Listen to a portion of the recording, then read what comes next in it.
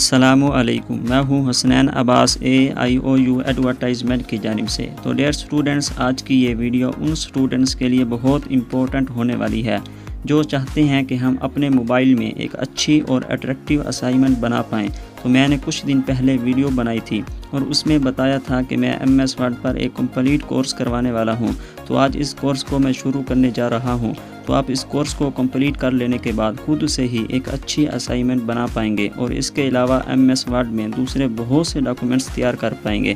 तो वीडियो शुरू करने से पहले मैं आपसे छोटी सी रिक्वेस्ट करूंगा कि अगर आप हमारे चैनल पर नए हैं तो चैनल को सब्सक्राइब कर दें और बेल आइकन ज़रूर प्रेस करें, ताकि जैसे ही मैं MS वर्ड कोर्स की दूसरी वीडियो अपलोड करूं तो सबसे पहले आप तक पहुंच सके। तो आइए वीडियो शुरू करते हैं।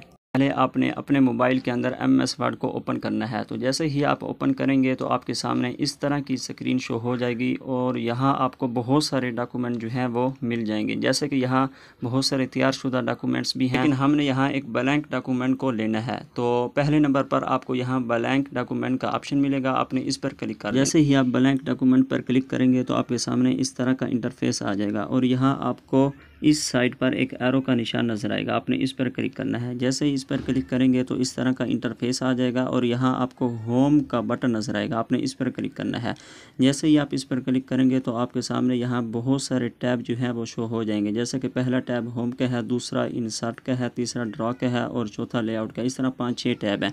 अगर ये आप सारे टैब सीख जाते हैं तो आप अपने मोबाइल के अंदर एक अच्छी और अट्रैक्टिव असाइनमेंट जो है वो बना पाएंगे और इसके अलावा आप बहुत से डॉक्यूमेंट जो है वो खुद तैयार कर पाएंगे MS वर्ड में। तो आज हम सिर्फ पहला टैब जो है होम, इसके बारे में तफसील से पढ़ेंगे। तो जैसे ही आप होम टैब पर क्लिक करेंगे तो आपके सामने इस तरह का इंटरफेस आ जाएगा और यहाँ आपको बहुत सारे ऑप्शन जो है वो मिल जाएंगे। जैसे कि यहाँ आप अपने फ़ॉन्ट साइज़ को भी चेंज कर सकते हैं और अपने टेक्स्ट को बड़ा छोटा भी कर सकते हैं और अपने टेक्स्ट को इटैलिक यानी कि आप तिरछा भी कर सकते हैं और बोल्ड भी कर सकते हैं। अपने टेक्स्ट को अंडरलाइन भी कर सकते हैं और इसके अलावा अगर आप किसी चीज़ को हाईलाइट करना चाहते हैं तो हाईलाइट भी कर सकते हैं। और अगर आप चाहते हैं कि सिर्फ टेक्स्ट के कलर को चेंज करें तो आप यहाँ से फ़ॉन्ट कलर पर आकर जो है टेक्स्ट के कलर को जो है वो चेंज कर सकते हैं और इसके अलावा यहाँ और भी बहुत सारे फीचर जो हैं अवेलेबल हैं।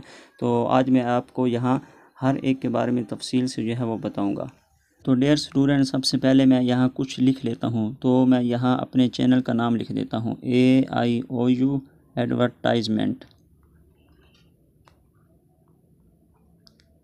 तो मैंने यहाँ अपने चैनल का नाम लिख दिया, AIOU एडवर्टाइजमेंट। तो अब हम इस टेक्स्ट पर मुख्तलिफ़ चीज़ों को जो है वो अप्लाई करना चाहते हैं। तो सबसे पहले हमें इस टेक्स्ट को सिलेक्ट करना पड़ेगा। तो मैं यहाँ से इस टेक्स्ट को जो है वो सिलेक्ट कर लेता हूँ। स्टूडेंट्स, मैंने अपने टेक्स्ट को सिलेक्ट कर लिया। तो यहाँ आपको नीचे कैलिबरी लिखा हुआ नज़र आ रहा है। तो जैसे ही आप इस पर क्लिक करेंगे तो आपके सामने यहाँ बहुत सारे फ़ॉन्ट्स जो हैं वो आ जाएंगे। तो आपको जो अच्छा लगे आप उस पर जो है वो क्लिक करेंगे तो वो फ़ॉन्ट जो है आपके टेक्स्ट पर जो है वो अप्लाई हो जाएगा। जैसे कि यहाँ एरियल ब्लैक भी है और इसके अलावा और भी बहुत सारे फ़ॉन्ट हैं। तो आपको जो दिखने में अच्छा लगे आप यहाँ से आकर अपने टेक्स्ट के फ़ॉन्ट को जो है वो चेंज कर सकते हैं। तो हम बैक चलते हैं और दूसरे ऑप्शन को देखते हैं और यहाँ आपको जो 11 लिखा हुआ नज़र आ रहा है, इसका मतलब है कि आप अपने टेक्स्ट को छोटा बड़ा जो है वो कर सकते हैं। तो यहाँ से अगर मैं 20 पर कर देता हूँ तो मेरा टेक्स्ट जो है वो बड़ा हो जाएगा और यहाँ से अगर मैं पीछे आकर 10 पर क्लिक करता हूँ तो मेरा टेक्स्ट जो है वो छोटा हो जाएगा। तो इसका मतलब है कि आप इस ऑप्शन से अपने टेक्स्ट को छोटा या बड़ा कर सकते हैं। तो नीचे आपको B लिखा हुआ नज़र आ रहा है, तो इसका मतलब है कि बोल्ड। अगर आप अपने टेक्स्ट को जो है वो बोल्ड करना चाहते हैं, मोटा करना चाहते हैं, तो आपने अपने टेक्स्ट को सिलेक्ट करना है और यहाँ आकर क्लिक कर देना है। तो आपका टेक्स्ट जो है वो बोल्ड हो जाएगा। और आगे आपको I लिखा हुआ नज़र आ रहा है, तो इसका मतलब है इटैलिक। अगर आप अपने टेक्स्ट को जो है वो तिरछा करना चाहते हैं, इटैलिक करना चाहते हैं, तो आप इस पर क्लिक करेंगे तो आपका टेक्स्ट जो है वो इटैलिक यानी तिरछा हो जाएगा। अगर आप अपने टेक्स्ट को अंडरलाइन करना चाहते हैं तो आप इस ऑप्शन पर क्लिक करेंगे तो आपका टेक्स्ट जो है वो नीचे से अंडरलाइन हो जाएगा। और अगर आप चाहते हैं कि दरमियान से अंडरलाइन हो तो आप इस ऑप्शन पर क्लिक करेंगे तो आपका टेक्स्ट जो है वो दरमियान से अंडरलाइन हो जाएगा। तो अगर मैं इस टेक्स्ट पर जो भी चीज़ें अप्लाई की हैं वो ख़त्म करना चाहता हूँ तो आपने यहाँ नीचे आकर इस पर दोबारा क्लिक कर देना है। तो आपका टेक्स्ट जो है वो पहली कंडीशन के अंदर आ जाएगा, जिस तरह आपने पहली बार जो है वो लिखा था। तो अब हम नीचे वाले ऑप्शन को देखते हैं। नीचे वाला ऑप्शन है हाईलाइट। अगर आपने अपने टेक्स्ट को जो है वो हाईलाइट करना है तो आपने इस एरो पर क्लिक करना है। तो आपके सामने बहुत सारे कलर जो हैं वो आ जाएंगे। तो आपने जिस कलर के साथ अपने टेक्स्ट को हाईलाइट करना हो उस पर क्लिक कर देना है। तो फॉर एग्जांपल मैं यहाँ से रेड कलर से जो है वो हाईलाइट करना चाहता हूँ तो मैं इस पर क्लिक कर देता हूँ। तो मेरा टेक्स्ट जो है वो रेड कलर के साथ जो है वो हाईलाइट हो जाएगा। और अगर आप हाईलाइट को ख़त्म करना चाहते हो तो आपने दोबारा टेक्स्ट को सिलेक्ट कर लेना है और इस एरो पर क्लिक करना है। तो आपको यहाँ नीचे नो फिल का ऑप्शन मिलेगा, आपने इस पर क्लिक कर देना है तो आपका हाईलाइट जो है वो ख़त्म हो जाएगा। और नीचे आपको फ़ॉन्ट कलर का ऑप्शन मिल रहा है, तो इसका मतलब है कि अगर आप अपने टेक्स्ट के कलर को चेंज करना चाहते हो तो आपने इस एरो पर क्लिक करना है। तो आपके सामने यहाँ बहुत सारे अमेजिंग कलर जो हैं वो आ जाएंगे। तो जिस कलर को आप अप्लाई करना चाहते हैं आपने उस पर क्लिक कर देना है, तो वो कलर जो है आपके टेक्स्ट पर जो है वो अप्लाई हो जाएगा। तो सबसे पहले आपने अपने टेक्स्ट को सिलेक्ट करना है और यहाँ से आकर अप्लाई कर देना है। तो इस तरह आपके टेक्स्ट पर जो है वो कलर अप्लाई हो जाएगा। तो इस तरह आप अपने टेक्स्ट के कलर को चेंज भी कर सकते हैं। तो नीचे आपको क्लियर फॉर्मेटिंग का ऑप्शन नज़र आ रहा है, तो इसका मतलब है कि आपने अपने टेक्स्ट के ऊपर जितनी भी चीज़ें अप्लाई की हैं, आपने अपने टेक्स्ट को मोटा किया है, इटैलिक किया है, या इसके अलावा कलर चेंज किया है या हाईलाइट किया है, आप चाहते हैं कि वो सिर्फ एक क्लिक से सब कुछ ख़त्म हो जाए, तो आपने यहाँ क्लियर फॉर्मेटिंग पर क्लिक कर देना है। तो जैसे ही आप इस पर क्लिक करेंगे तो आप का टेक्स्ट जो है वो पहली वाली हालत के अंदर आ जाएगा, जिस तरह आपने पहली मरतबा लिखा था।